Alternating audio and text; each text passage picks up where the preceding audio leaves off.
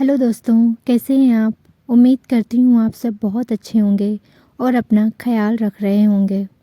तो चलिए आज की कहानी शुरू करते हैं। 18 वर्ष की सीमा दरमियाने कद की सुंदर युवती थी। उसके पिता हरिराम गुप्ता अपने सब बच्चों से ज़्यादा उसे प्यार करते थे। क्योंकि वह जवान थी, इसीलिए सतरंगी सपने उसके दिल में आकार लेने लगे थे। वह अपने भावी जीवन साथी के बारे में सोचती रहती थी। कभी ख्यालों में तो कभी कल्पनाओं में वह उसके वजूद को आकार देने की कोशिश करती रहती।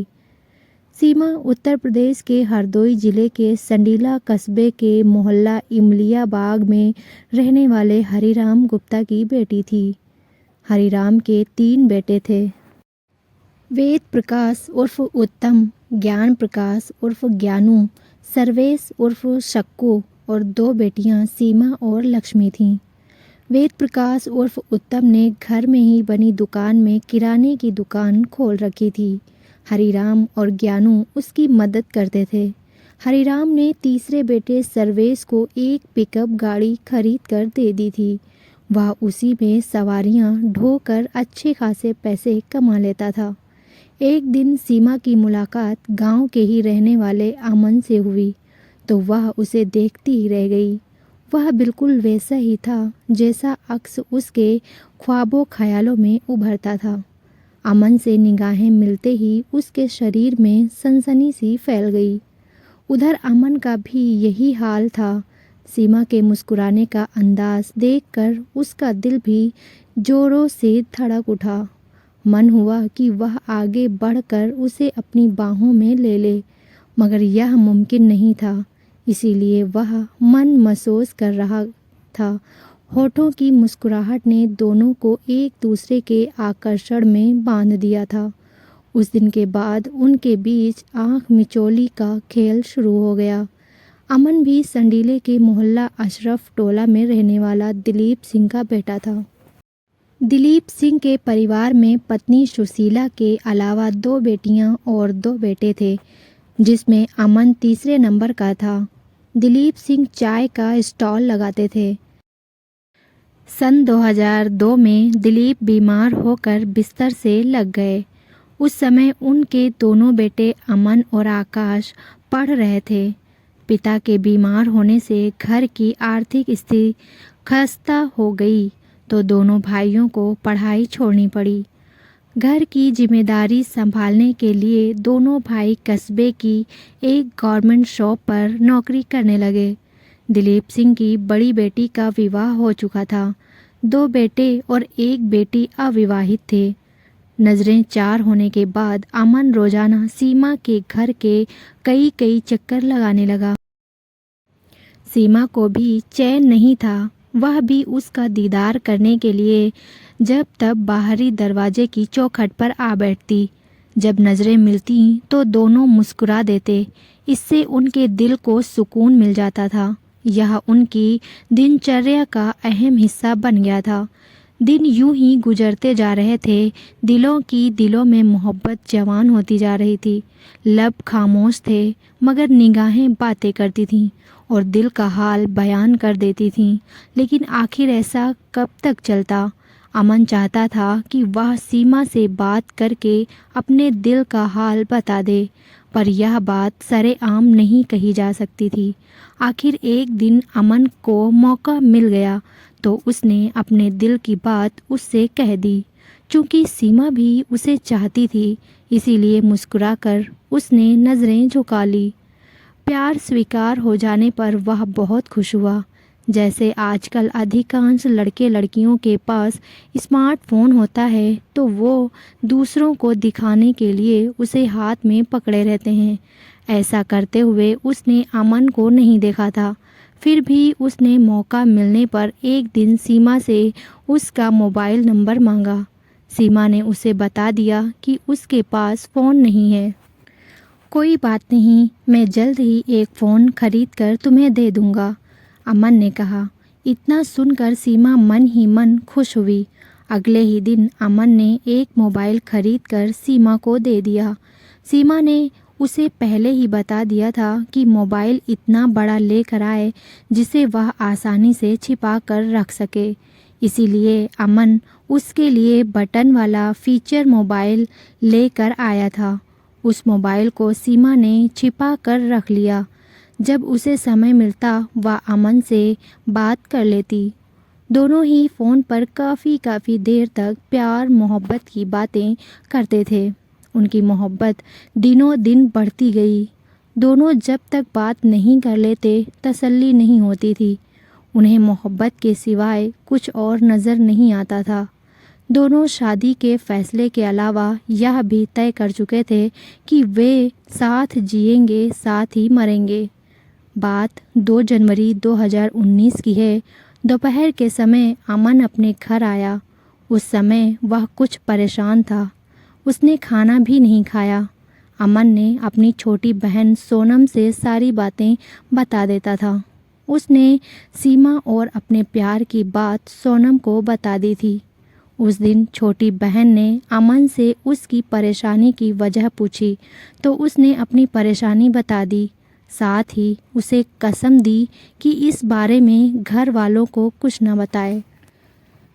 इतना कहकर वह अपराह्न 3 बजे के करीब घर से चला गया। जब वह देर रात तक नहीं घर लौटा तो माँ सुशीला और भाई आकाश ने उसे सारी जगह खोजा, लेकिन उसका कोई पता नहीं चला।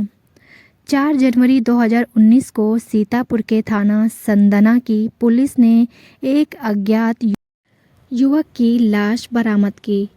चूँकि लाश की शिनाख्त नहीं हो सकी थी, इसीलिए इसकी सूचना आसपास के जिलों की पुलिस को भी भेज दी गई। अमन के भाई आकाश के किसी दोस्त को व्हाट्सएप पर एक लाश की फ़ोटो मिली तो वह उस फ़ोटो को पहचान गया। वह लाश अमन की थी। उसने वह फ़ोटो आकाश को व्हाट्सएप करके फ़ोन भी कर दिया। आकाश ने जैसे ही भाई अमन की लाश देखी तो वह फफक कर रो पड़ा। घर के सदस्यों को पता चला तो वह भी गमगीन हो गए। अमन की छोटी बहन सोनम ने रोते हुए माँ और भाई को बताया कि अमन इमलिया बाग मोहल्ले में रहने वाले हरीराम की बेटी सीमा से प्यार करता था। 2 जनवरी को सीमा का मोबाइल उसके घर वालों ने छीन लिया था। यह बात अमन को पता चली तो वह सीमा के घर गया था। अमन ने सोनम को कसम दी थी कि वह यह बात किसी को न बताए।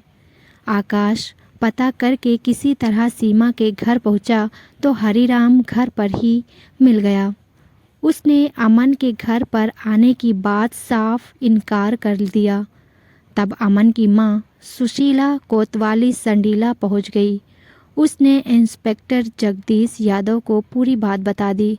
इंस्पेक्टर यादव ने सुशीला से कहा कि पहले सीतापुर के संदना थाने जाकर बरामद की गई लाश देख लें। हो सकता है वह अमन की न होकर किसी और की लाश हो। सुशीला अपने बेटे आकाश को लेकर थाना संदना सीतापुर पहुंच गई। थाना प्रभारी ने माँ बेटों को मोर्चरी में रखी लाश दिखाई तो उन्होंने उसकी शिनाख्त अमन के रूप में कर दी। पोस्टमार्टम के बाद अमन की लाश उन्हें सौंप दी गई। 5 जनवरी की देर रात सुशीला ने संडीला कोतवाली के इंस्पेक्टर जगदीश यादव को एक तहरीर दी। तहरीर के आधार पर पुलिस ने हरिराम गुप्ता और उसके बेटों वेद प्रकाश गुप्ता, ज्ञान प्रकाश गुप्ता, सर्वेश गुप्ता के अलावा दोनों बेटियों सीमा और लक्ष्मी के खिलाफ भांधवी की धाराओं 147, 148, 302, 201, 342 के तहत मुकदमा दर्ज कर लिया। चूँकि रिपोर्ट नामजद थी, इसीलिए अगले ही दिन एसपी ज्ञानंजय सिंह ने निर्देश पर इंस्पेक्टर यादव ने हरिराम गुप्ता, वेद प्रकाश गुप्ता और ज्ञान प्रकाश गुप्ता को गिरफ्तार कर लिया। उनसे सख्ती से पूछताछ की गई तो उन्होंने आसानी से स्वीकार कर लिया कि उन्होंने ही अमन की हत्या की थी। इसके बाद उन्होंने उसकी हत्या के पीछे की सारी कहानी बता दी। अमन और सीमा एक दूसरे को दिलो जान से चाहते थे। उन्होंने अपनी मोहब्बत की कहानी को घर वालों और ज़माने से छिपाने की बहुत कोशिश की थी, परंतु कामयाब नहीं हो सके। उनके प्रेम संबंधों की खबर किसी तरह सीमा के घर वालों को लग गई। इसके बाद वे उस निगाह रखने लगे। एक दिन सीमा घर पर अकेली थी। अमन ने सीमा को मोबाइल दे ही रखा था। उस दिन सीमा ने अमन को फ़ोन करके घर आने को कह दिया। अमन उसके दरवाजे पर पहुंच गया। जैसे ही अमन ने दस्तक दी, सीमा ने दरवाज़ा खोल दिया। अमन को सामने देख वह खुशी से झूम उठी। वह उसे घर के अंदर ले गई। अमन के अंदर दाखिल होते ही सीमा ने दरवाज़ा बंद कर दिया और उससे लिपट गई। सीमा की आंखों में आंसू छलक आए। अमन ने उससे पूछा, क्या हुआ सीमा? अमन, घर में सबको हमारे संबंधों का पता चल गया है। मेरे घर वाले हमें कभी एक नहीं होने देंगे। वह बोली, ऐसा नहीं होगा सीमा, तुम मेरे ऊपर विश्वास रखो। मैं जल्द तुम्हें यहाँ से कहीं दूर ले जाऊँगा। वहाँ सिर्फ हम दोनों होंगे, हमारा प्यार होगा और हमारी खुशियाँ होंगी। अमन ने भरोसा दिया। सच कह रहे हो? आश्चर्यचकित होते हुए बोली, एकदम सच, अमन ने कहा। इसके बाद दोनों ने एक दूसरे को बाहों में लिया तो तन्हाई के आलम में उन्हें बहकते देर नहीं लगी। उस दिन अमन काफ़ी देर तक सीमा के घर में रहा। दोनों ने जी भर कर बातें की और भावी जिंदगी के सपने बुने। फिर अमन अपने घर चला गया। उनकी इस मुलाकात की जानकारी किसी तरह हरिराम और उसके बेटों को हो गई। वे सभी गुस्से से भर उठे और अपने घर की इज्जत नीलाम करने वाले को सबक सिखाने की ठान ली। 2 जनवरी 2019 को हरिराम ने सीमा को मोबाइल पर बात करते पकड़ लिया। हरिराम को समझते देर नहीं लगी कि वह अमन से बात कर रही है और मोबाइल भी उसी का दिया हुआ है। हरिराम ने उससे मोबाइल छीनकर तोड़ दिया और उसे कई तमाचे जड़ दिए। दूसरी ओर अमन को फ़ोन पर सीमा के पिता की गुस्से से भरी आवाज़ सुनाई दे गई थी, क्योंकि जिस समय सीमा की अमन से बात चल रही थी उसी समय हरिराम कमरे में आया था। बेटी को फ़ोन पर बात करते देख वह दरवाजे से ही दहाड़ा था। पिता के दहाड़ने की आवाज़ सुनकर अमन को समझते देर नहीं लगी कि सीमा के पिता ने उसे बातें करते पकड़ लिया है। वह परेशान हो उठा। वह घर पहुंचा तो काफ़ी परेशान था। माँ सुशीला ने अमन से खाना खा लेने को कहा, लेकिन उसने खाना नहीं खाया। छोटी बहन सोनम को समझते देर नहीं लगी कि ज़रूर कोई बात है।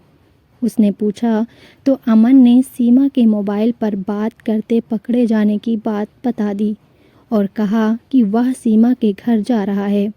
जाते समय उसने सोनम को कसम दी कि यह बात किसी को न बताए। इसके बाद वह घर से निकल गया। अमन सीधे सीमा के घर पहुंचा। घर पर हरिराम मिला तो वह उससे लड़ने लगा। शोर सुनकर हरिराम के तीनों बेटे वेद प्रकाश, ज्ञान प्रकाश और सर्वेश बाहर निकल आए। उन्होंने उसे दबोच लिया और पिटाई शुरू कर दी। फिर उसके मुंह पर टेप चिपकाने के बाद उसके हाथ पैर बांधकर जिंदा ही बोरे में बंद कर दिया। यह सब सीमा और लक्ष्मी के सामने हुआ था। देर रात 10:30 बजे सभी ने बोरे में बंद अमन को सर्वेश की पिकअप गाड़ी में रख लिया। फिर वे सीतापुर की तरफ रवाना हो गए। सीतापुर के संदना थाना क्षेत्र में एक सुनसान जगह पर उन्होंने हाथ पैर बंधे अमन को बोरे से निकाला और साथ लाए बाके से उसका गला रेत दिया। उसकी हत्या करने के बाद उन लोगों ने उसका पर्स, आधार कार्ड और बोरे में जला दिया, लेकिन वह पूरी तरह नहीं जल पाए थे। हरिराम, वेद प्रकाश व ज्ञान प्रकाश से पूछताछ करने के बाद इंस्पेक्टर यादव ने उनकी निशानदेही पर हत्या में प्रयुक्त बाका और पिकअप गाड़ी भी बरामद कर ली। इसके बाद तीनों अभियुक्तों को न्यायालय में पेश कर न्यायिक अभिरक्षा में भेज दिया गया।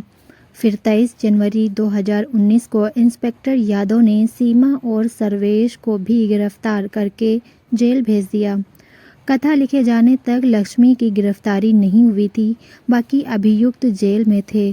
किसी का किसी से प्यार करना गलत नहीं, लेकिन प्यार करने वाले सोचते हैं कि वे अपने अपने घर वालों की आंखों में धूल झोंक कर अपने प्यार की मंजिल तक पहुंच जाएंगे। उनकी यही भूल कई बार उन्हें नुकसान देती है। तो दोस्तों, हमारी कहानी यहीं पे ख़त्म होती है। अगर आपको मेरी कहानी पसंद आई हो तो लाइक, शेयर, सब्सक्राइब ज़रूर करें और कल फिर मिलेंगे एक नई कहानी के साथ। तब तक के लिए अपना ख्याल रखिए।